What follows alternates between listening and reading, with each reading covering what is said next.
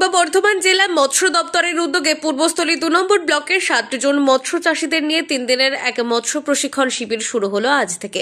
অনুষ্ঠানে উপস্থিত ছিলেন জেলা মৎস্য আধিকারিক সুব্রত চ্যাটার্জি, পূর্বস্থলী 2 নম্বর ব্লকের মৎস্য আধিকারিক অর্ক গুহ, কালনা ব্লকের মৎস্য আধিকারিক মৃত্যুঞ্জয় দেবনাথ। এছাড়াও উপস্থিত ছিলেন ডক্টর সুভাষ দাস, পূর্বস্থলী 2 নম্বর ব্লকের মৎস্য ও প্রাণী দপ্তরের কর্মাধ্যক্ষ সাধনা বিশ্বাস, বিদ্যুৎ দপ্তরের কর্মাধ্যক্ষ নজরুল হক মল্লিক এবং আরও অনেক সম্মানীয় ব্যক্তিগণ। আধুনিক বৈজ্ঞানিক পদ্ধতিতে মাছ চাষ করে কিভাবে লাভবান হবেন সে বিষয় নিয়ে বিশেষজ্ঞরা আলোচনা করেন।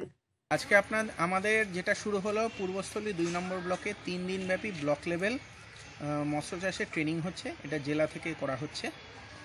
যারা যারা প্রান্তিক মৎস্য চাষী আছেন তারা যাতে বৈজ্ঞানিকভাবে মাছ চাষ করতে পারেন সেই উদ্দেশ্যেই এই ট্রেনিংটা দেওয়া।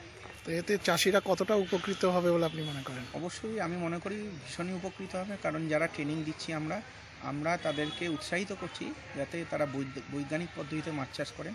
এতে যেমন ফলনও বাড়বে তেমন তারা লাভের মুখও দেখবে। কে কে উপস্থিত ছিলেন আজকে?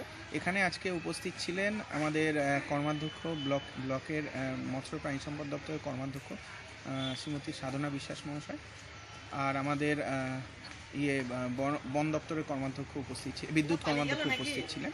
ঠিক আছে, আর আগামীকাল হয়তো আমরা আমাদের মধ্যে এমএলএ সাহেব এবং বিডিও ম্যাডামকে পাবো। আর আমাদের জেলা থেকে আজকে এসেছিলেন আমাদের মাননীয় সহমৎস্য অধিকর্তা সাহেব এবং